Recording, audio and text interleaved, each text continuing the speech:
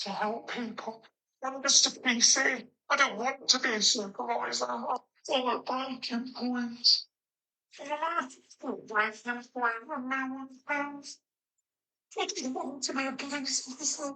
If you tell me to go round and nick someone for hurty words on Twitter, which don't equate to a crime, I'm sorry, they just don't. If it's just something someone doesn't like on Twitter, I'm a strong enough personality to stand up and go, no, morally, I'm not doing this. You can't force me to arrest someone. I'm not doing it. That's why they're interested in weak personalities, because they want people that will just blindly go yes. And you see video after video on social media, these police officers making absolute fools of themselves.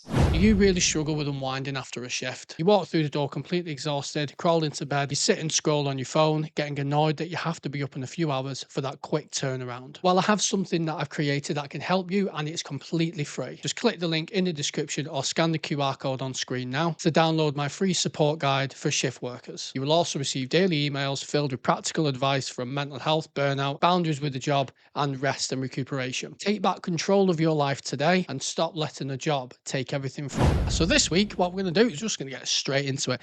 So normally what I have is I do like a good news story and a story of the week. However, I've had that many submissions come through to me from this podcast of you guys, of police and NHS and the prison officers wanting to tell their stories.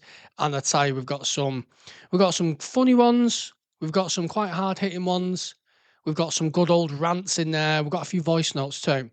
So without further ado, what we're gonna do, a couple of my own stories as well, which I have remembered, which I feel like sharing.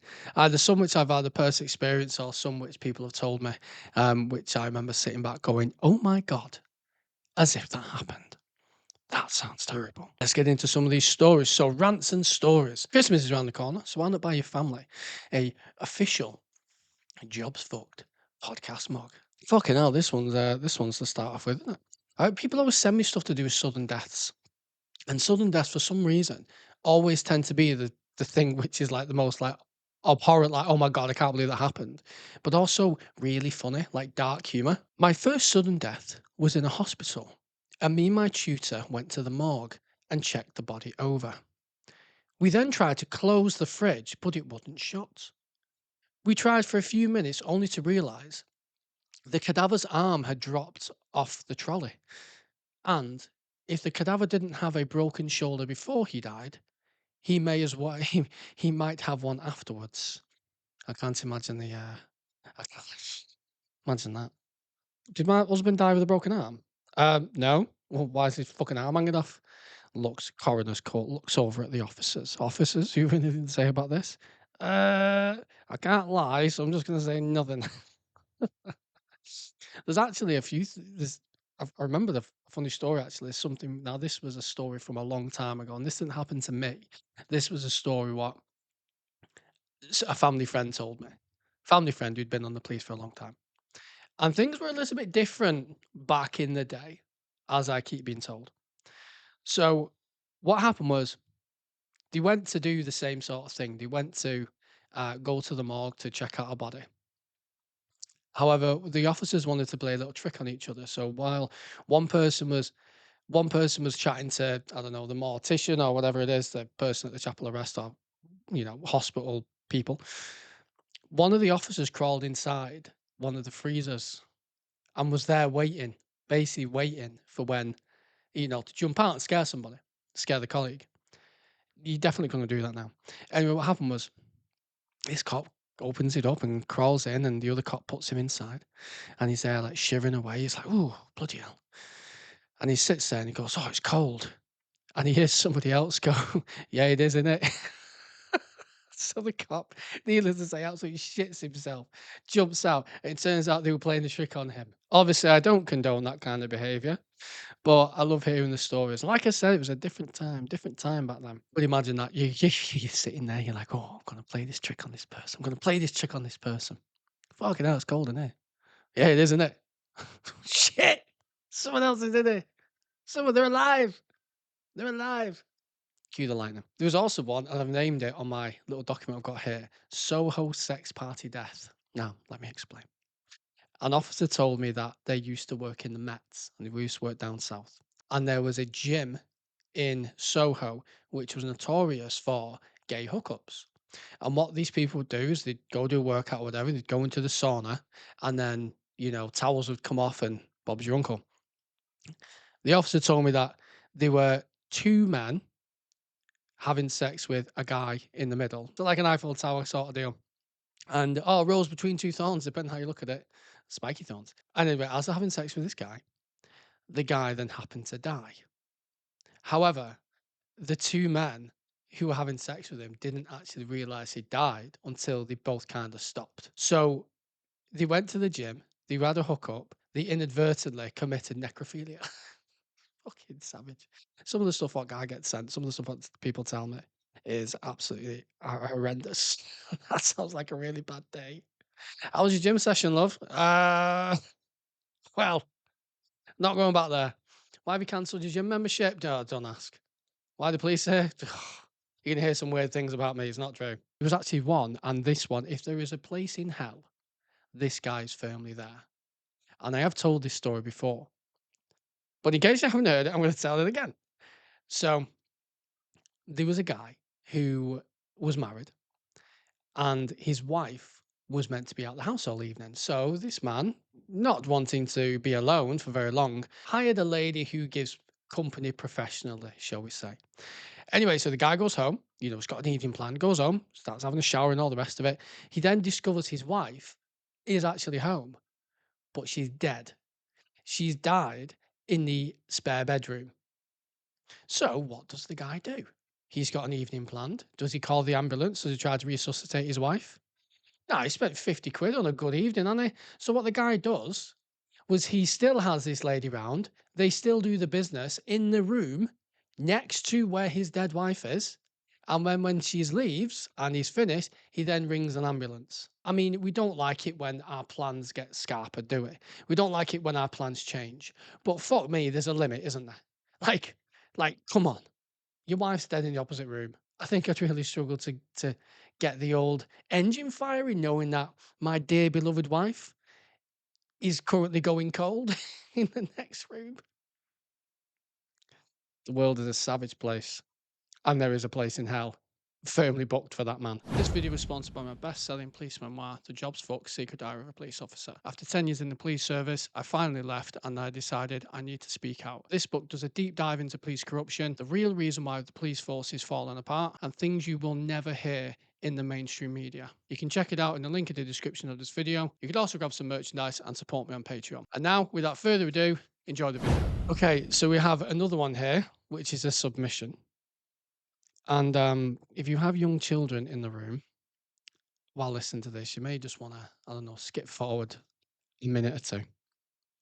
Because it's a bit raunchy, a bit tetchy, and a bit dark as well. Got a call to a house where a man had died. We got there, and the caller says she is a masseuse and she comes round every year for this man's Christmas treats. This time, he wanted something a little extra. He wanted a blowjob. Mid-blowy, he states he started to struggle for breath and went unconscious. So she pops herself off. She then starts doing CPR, this masseuse, and calls an ambulance. Unfortunately, the man did not survive by the time they got there. And they had to go and tell this man's widow what had happened. I'd like to think they left out certain key details, though. But I mean, talking about dying happy. You can't say that. You can't say that. That's tragic. Well, tragic things happen, and sometimes you just gotta laugh about them. But that's pretty fucking savage. So, here's another one. An officer told me that they recently did their fitness test, and there was a colleague, a lady who failed the warm up. They got to stage 1.6 and failed the warm up of the fitness test. We're not saying that you have to be able to run a marathon to be in the police. We're not saying you have to be able to cover crazy distances in a record amount of time. But you have to be able to fulfill your role and be at least remotely fit. If you can't hit 1.6, which frankly is a walk, and it's a slow walk on a bleep test, How are you going to cover that quarter of a mile up the dirt track to go and support your mate who's on the red button screaming for help? How are you going to wrestle somebody and keep hold of them for 30, 40, 50, 60 seconds when they're trying their hardest to get away if you can't even hit 1.6 on a bleep test? People in the services massively neglect their need to keep fit. And I think the bleep test itself, needs to be scrapped because it isn't job applicable. It isn't applicable to the role. You aren't going to run 10 meters, I think it is. You aren't going to run 10 meters and then turn around and run another 10 meters. I think the bleep test should be scrapped. I think the fitness test needs to be much more job applicable. It needs to be, you've got a mile or you've got half a mile, you have to be able to cover it in so much time. Our fitness test is an absolute laughing stock. What, you just have to hit 5.4 in the bleep test, which has now been reduced to 3.8? Okay, yeah, you have to hit 5.4 initially, but all your refreshers are 3.8. As if Joey Burglar, when he's running away from you, is going to look over at your collar number and go, "Oh, I'll slow down for you because you've been in 3 years, you've been in 5 years, 10 years." The fitness test itself is not applicable to the job role, and the fitness test itself is not robust enough for the job role. But I think one of the reasons why it's so low is because if they make it any harder, people won't pass it. Therefore, they won't be able to get as many officers in the force as they need it because we're really struggling to keep hold of officers. So we're hemorrhaging officers over here, which means we then have to massively reduce the criteria of the officers joining. If you've gotten to the point where you can't run 1.6 on a bleep test, it's just neglect of yourself. And you shouldn't be that unfit that you can't even do that. And people might think of being harsh. 1.6 on a bleep test is not hard. It's not hard at all. Like I remember hearing, yes, exercise is uncomfortable, but so is growing old and being obese. Lifting weights is uncomfortable, but so's walking with aches and pains for the rest of your life. There is always a trade-off. You may think, oh, I don't want to exercise because it's difficult. Well, what are you actually creating in the future which is more difficult? And it's just something to think about. I'll climb down from my high horse now. So this next one is from the NHS. And I like that I'm getting a couple of things through from the NHS now, because as much as I like talking about the police and I want to support police officers, this is an emergency services podcast. I'm sure there's lots of stuff happen which we just never hear about. And that's one of the things I love about people submitting things in. So if you're from the NHS, by all means, send me your stories. It's dead good. A doctor was completing a mental health assessment on a patient. One of the relatives was there and called the doctor, the ward doctor, a fucking cunt whilst they were completing said assessment. The nurse says, writing this in, "I really struggle to keep a straight face." Now, obviously, I don't condone that. That's not okay. You shouldn't abuse people while they're at work. But you know, when just sometimes someone says something and you try to keep your composure, it's like someone goes at it with a sledgehammer and you just hit that right point, that correct point, and which sends the entire wall crumbling down. So I hope everything went okay. You shouldn't abuse doctors. You shouldn't abuse nurses or anyone in the emergency services. They are trying their absolute best, and sometimes people don't like the result what they get. But I imagine that would have been quite humorous. So here's one. I'm ex-job and I did 30 years. Thank you for your service. Here's a tale from the late 80s. There was an illegal migrant who was seeking sanctuary in a church to avoid deportation. The church was supporting him, and it even hit the national news. Anyway, the day came to go in and get him, and the ensuing protest was pretty big. God, I love people that virtue signal. It's brilliant, isn't it? Even though there's always that subsect of society where they will cling on to any virtuous cause. People that were screaming, "I'm vegan." Okay, you're vegan. Oh well, that's not popular anymore. Okay, well now I'm gonna share a black square for Black Lives Matter. All right, not talking about BLM anymore, are you? Okay, now I'm gonna talk about LGBTQ issues. Okay, well that's not trendy anymore. Now what? Like, there's always something what people will jump onto. And if that's your thing, fair enough. But don't make other people feel shit and make other people feel bad if they don't happen to support the same cause you're supporting for that very short period of time while it's still trendy. I know people that do it, and it's very frustrating because then they get on a high horse and then they try and basically tell you that you're a terrible person for not supporting the same thing which they've been supporting for 5 minutes. And then, funny enough, when it's not convenient or trendy anymore, they move on to something else. Like, there's always something else. But, it's all about caring and compassion and everything else. Anyway, I could say a bit more about that, but I probably won't. Not in this podcast, anyway. I was a PC on a serial, so PSU, riot officers, being held reserve at the local police station. We were in the station yard. A boss walked by. Why aren't you in your riot gear? Put it on. So we put our riot gear on. Another boss walked by. Why are you in riot gear? Take it off. We did. Guess what? Another boss walked by. Why aren't you in your riot gear? Put it on. So we did. And then another boss walked by. Why are you in riot gear whilst in sight of the public? So then we took it off again. We were ordered to take it off, walk across the yard to the enclosed garages, and then put it back on again, which we did. That's like Monty Python sketch that. But the officer says, I got paid 8 hours at double time to change my clothes, 6 times in total. And the best part, we were never actually deployed. So it's like, oh, take your gear off. Oh, right, okay. Yeah, no worries. Whoa, put your gear on. I just imagine like a load of cops stood there in a line and then just a boss walking past. Oh, you put your gear on. Oh, okay, fine. Put it all on. Another one. Walking the other way. Take your gear off. Oh, fucking hell. Right, okay. Next one. Put it on. Do you guys not talk to each other? Like, come on. Surely somebody there should have taken charge and gone, I'm saying they need to take it off, or I'm saying you need to put it on and keep it on. That's funny. I like that.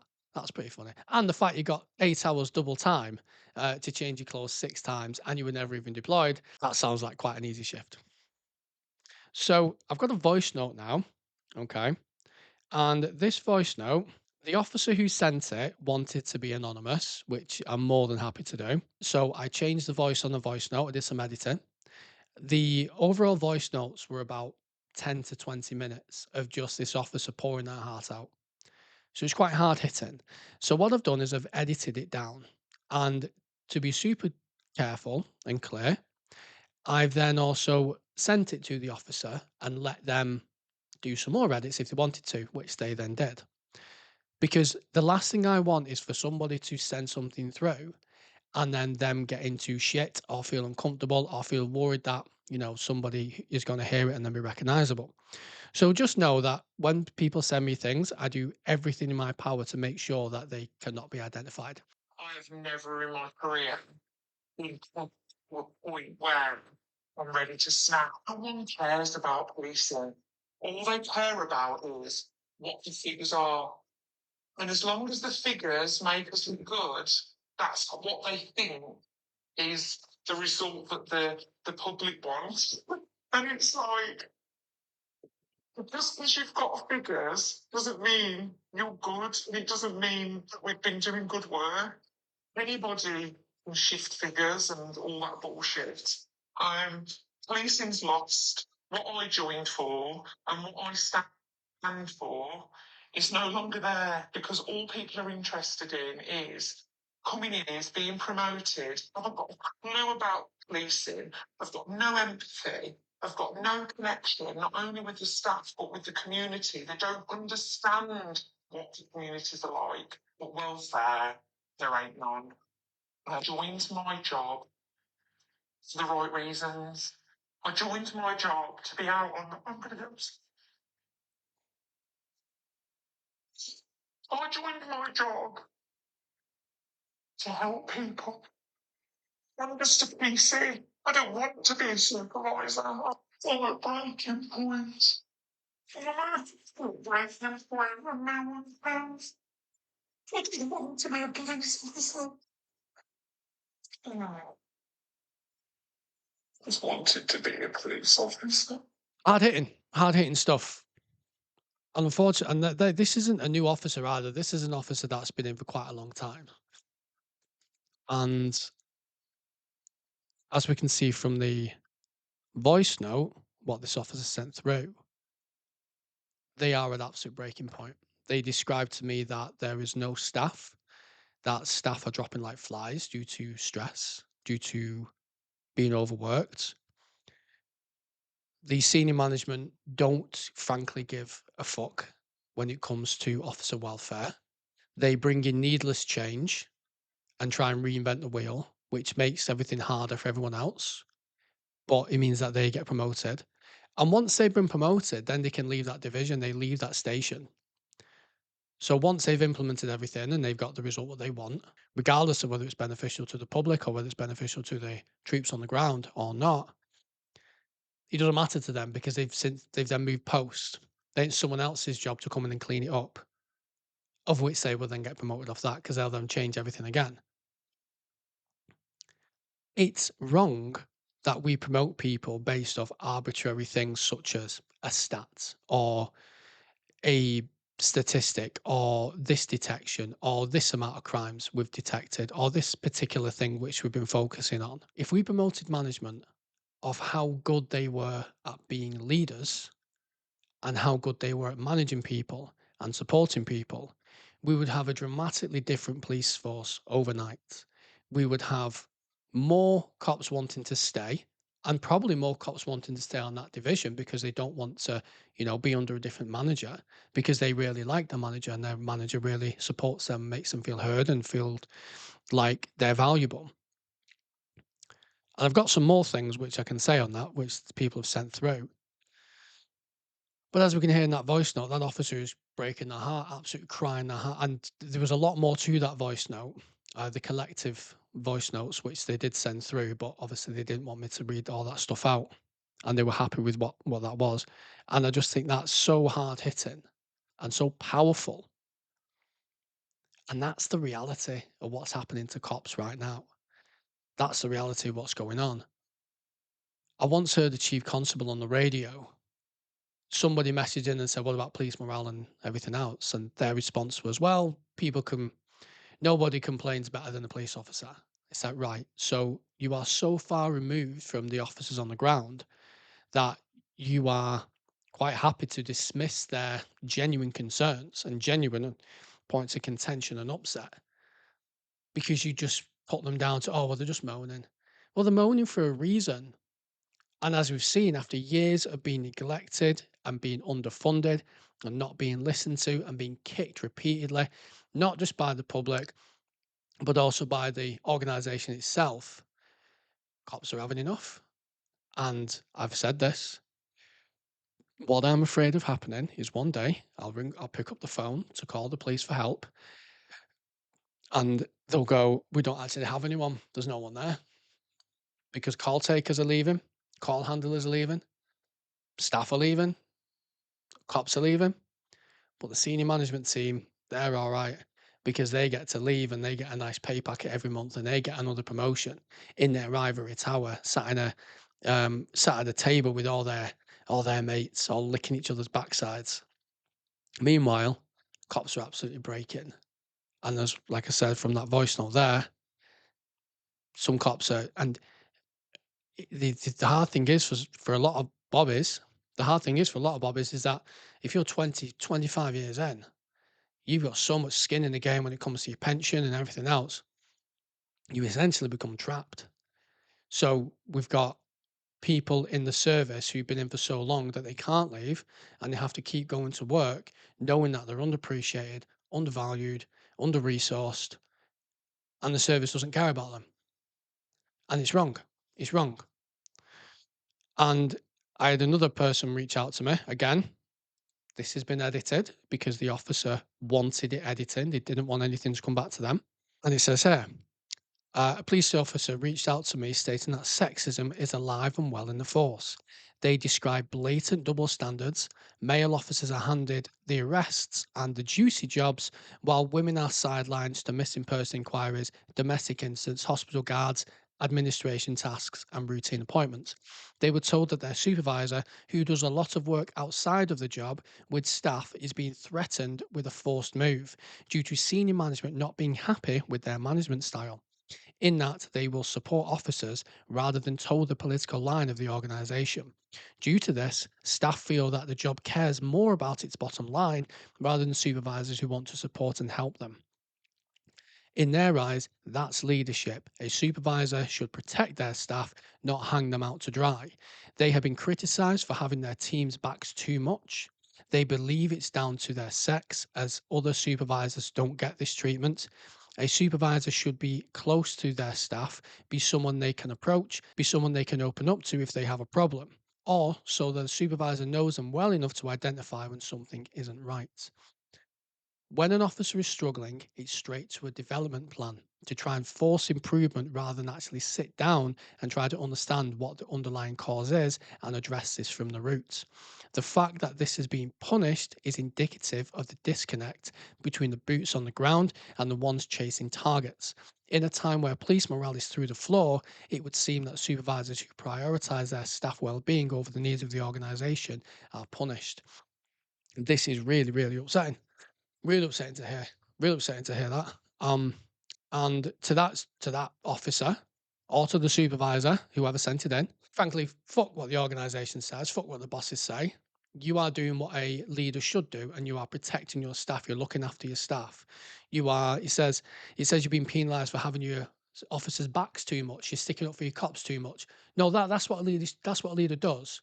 Like the buck stops with them. If their team was failing, it would be the supervisor's fault. Now, because the team isn't failing and because the team feels supported, that's still the supervisor's fault. So, how does the supervisor win? I'll tell you how they win. They do exactly what the organisation wants. They throw the cops under the bus to make the organisation look better, and they sell the soul to the organisation to make the organisation look better on paper. Meanwhile, like I've already said, cops getting burnt out, morale through the floor. That's not okay. And this thing about development plans, the amount of times I've spoken to bobbies who have said, like, I was off for a week or so, or I was too stressed and I had too much pressure put on me and the work was too much and I wasn't properly trained or supported when I got onto division. Then I was put on an action plan. Instead of them saying what's actually going on, how can we help? They've gone, you at fault, you're a problem. You're now going to get punished for your poor performance because we haven't set you up for success. It's grotesque and it's disgusting. And I wish that there were more supervisors like this one who actually took care of their officers instead of doing exactly what the senior management says. So this one is from a prison officer, and he told me about drugs getting in the prisons. Drugs get in the prisons plenty of ways. So lots of drugs go into prisons. A lot of the time they are condoms up someone's prison wallet. If you don't know what a prison wallet is, Google it. One lad had spice paper cut into credit card sizes and had it in a bag up his bum. There you go, prison wallet. He did a squat. I saw the bag hanging out and I pulled it out with a loud pop. Wow, a loud pop. Some air compression in there. The largest thing I ever found up there was a Nokia 3310, which, if you are young, a Nokia 3310 is about the size of a small car. And its charger. Charger as well, prongs. Ooh, no wonder he had a wince when he was walking. I've also found iPhones. I've got an iPhone. I mean, I don't. I mean, I could try. The little Sanko phones that are the size of your thumb. Now, I believe the person who invented them marketed them as camping phones. Oh, they're dead small and compact. They're good for camping. Like, fuck off. We know exactly why you did it. We know exactly why you made a phone which was the size of your thumb. Like, who you trying to get? One prisoner had a domestic incident with his partner over the phone, and the partner rang the jail saying that he had a phone on him. So they then provided a number, and then they rang the phone, and they were stood round with this prisoner waiting for this phone to ring, and then they heard it vibrating, and it was vibrating inside him. Why the fuck do I do this podcast? Some stuff I just don't want to hear. I got the good old emotional support hamster through. Yeah. Somebody told me that they have a colleague who was currently speaking to the Fed to apply for reasonable adjustments, that they could have a emotional support hamster, not just with them at the neck, but take it out and shift with them. Frankly, I think if you need an emotional support hamster, you're probably not going to be the best suited for a cop. Just saying. Right. Got some voice notes here from a officer who we shall refer to as Steve. Steve. I got given an action plan because I hadn't arrested enough people. It's only because I spoke out that they then took it off my action plan.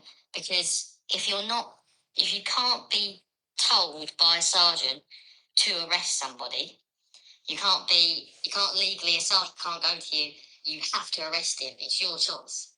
So how can you put an action plan on someone for not arresting enough people. It goes on to talk about other things, but that was the key thing I wanted to point out there.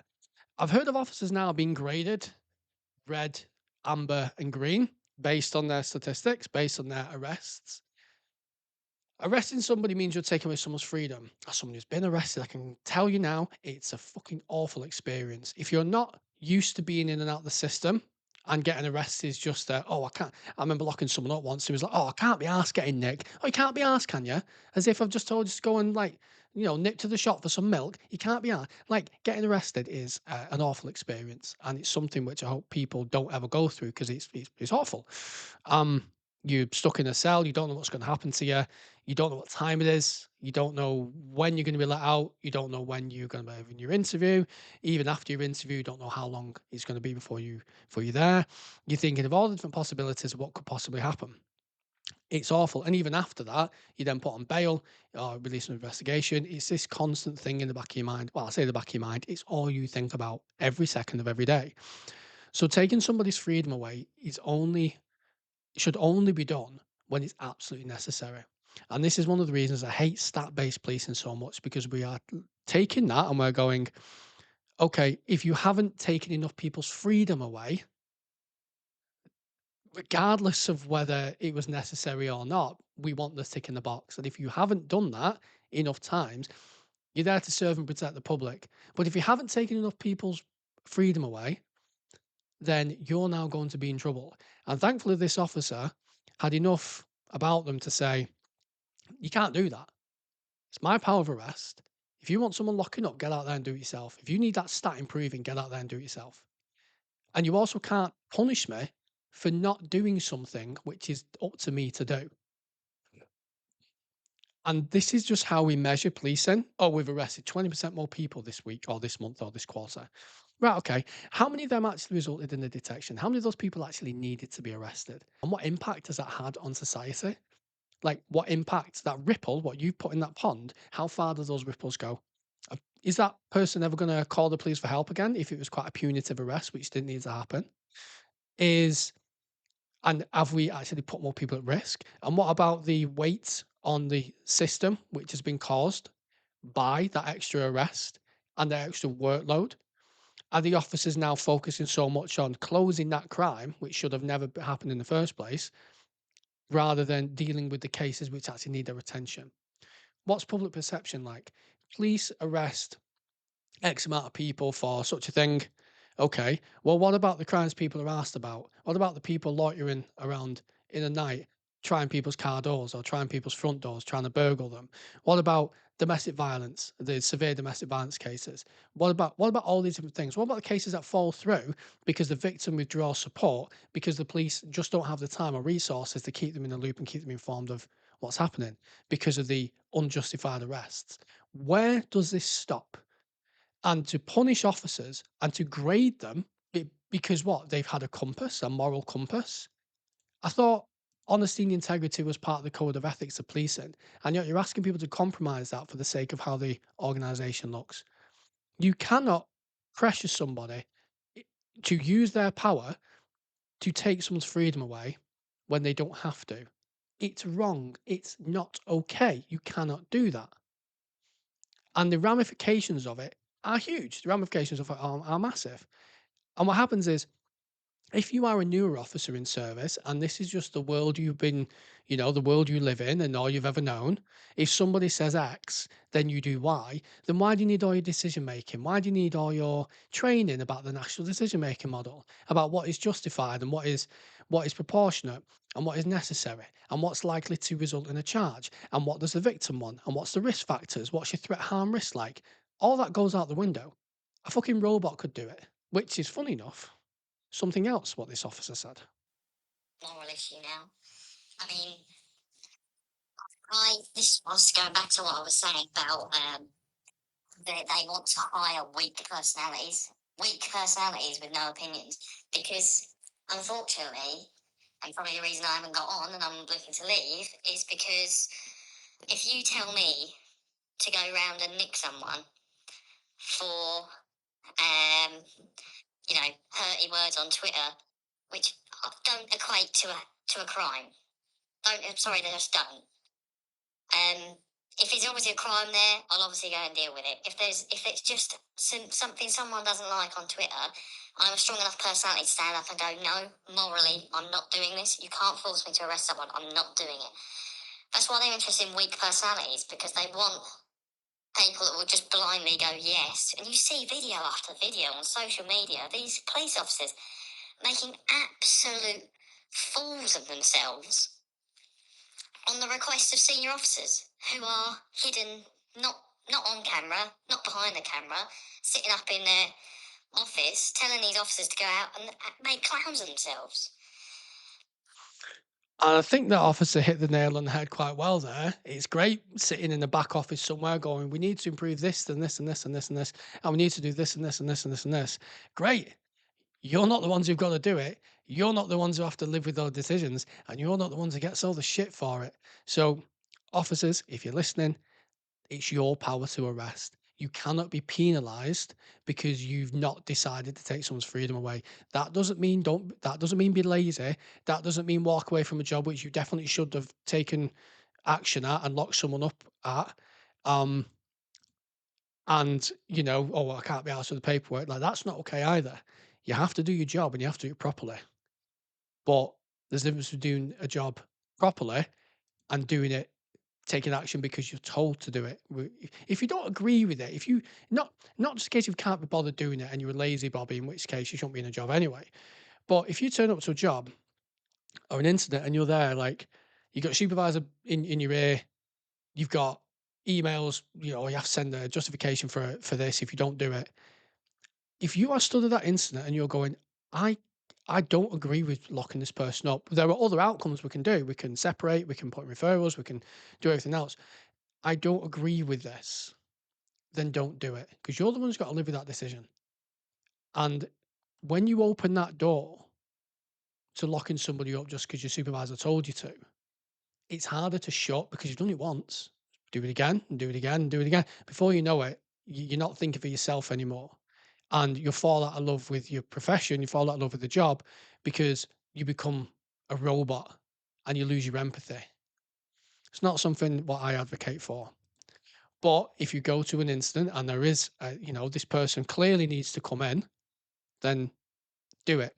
Because that means that we're arresting the right people instead of arresting anybody for the wrong reasons. I had an email from the inspector, which I was quite thankful for, because a lot of the messages I get are from constables and sergeants. I don't get many inspectors messaging me. I've had one or two, but this one was one. And it was quite interesting, really, to hear their perspective too. So I've been an acting inspector for a year, and everything I do to support the troops just gets trashed by the senior leadership team, even to the point arranging portable something to provide scene guards a brew got scrapped. Anything welfare or well-being is the first to go. So we have an inspector here who's actually similar to the supervisor mentioned before. We have an inspector here who's trying to do the best for their cops, and even them, the senior leadership team, are going, why are you doing that? We don't want you to do that. That costs money.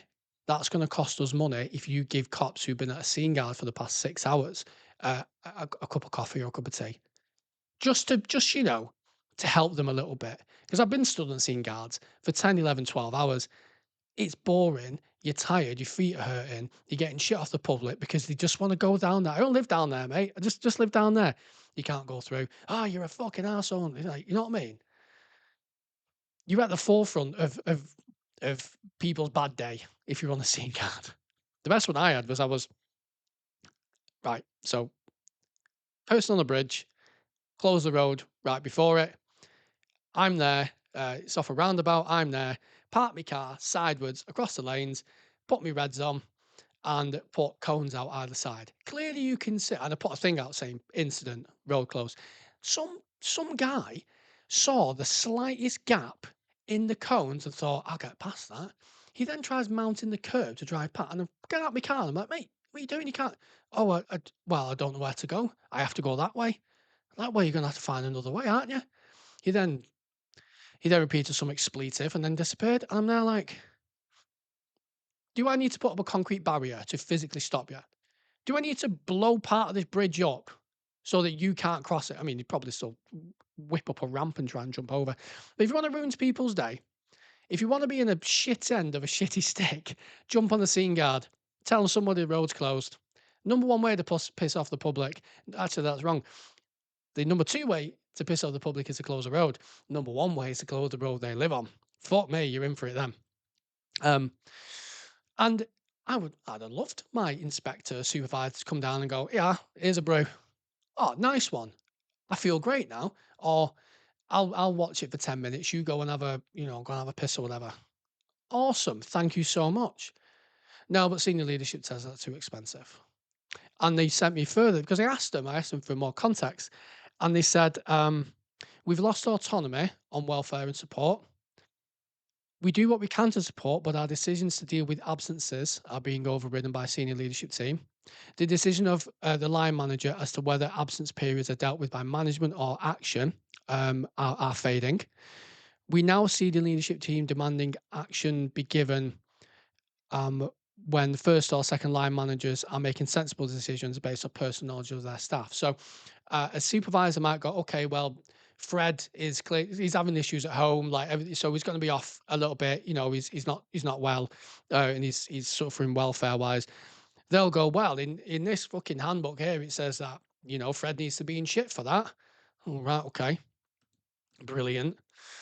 The wellbeing hubs, which provide support for trauma response and manage the internal support systems, were one of the first things to go under tough choices that is inevitably coming onto an already overworked sergeants without any proper training. So sergeants are at the shit end of the stick because you've got the staff who obviously report to them and say, Sergeant, I'm having issues, or they've got to manage the team, and then they're also getting it from the top as well. So they're like kind of shit end of the sandwich. So the constables are the ones under the boot. The sergeants are the ones like that trying to hold the boot up.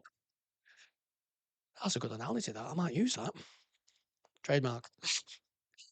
People experiencing post-traumatic stress disorder are thought of as not suitable for the job, or they can't, or that they can't take it. This is largely down to College of Policing. This is largely down to the College of Policing and recruitment focusing on academia and not operational suitability. I'm taking 90% of the wellbeing support on so that my sergeants aren't burnt out. That's on top of my own poor mental health. Those of us who take on promotion for the sole reason of wanting to look after our teams can't achieve what we set out to do. I leave work every day feeling I failed my team. The turnover of people is ridiculous. In less than 5 years at my station, I have been the 15th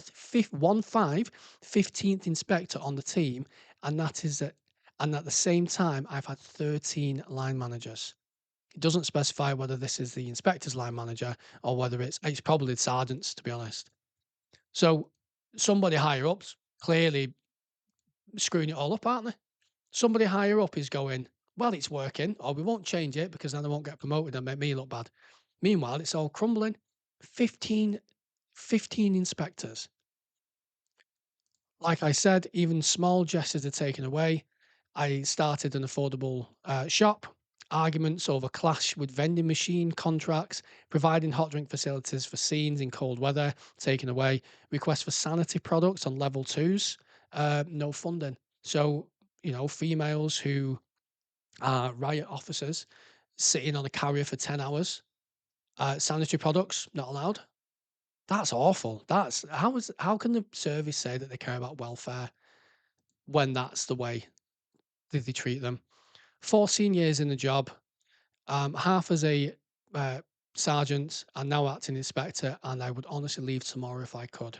If we can't look after our own, how can we retain staff and look after the public? Recruitment is broken. No, training is non-existent, and the promotion process is not fit for purpose, putting the wrong people in decision-making positions. And this is exactly what I've said. People get promoted and how well they make the organization look, rather than actually how they lead and support people. And they also say here, there does seem to be a push for cost cutting, and that includes people. We have disbanded our career development leads, stopped stay conversations. So when somebody wants to leave, they used to do an exit interview to try and convince them to stay. Like, we can change things, we can make it a bit better for you, we want to keep you.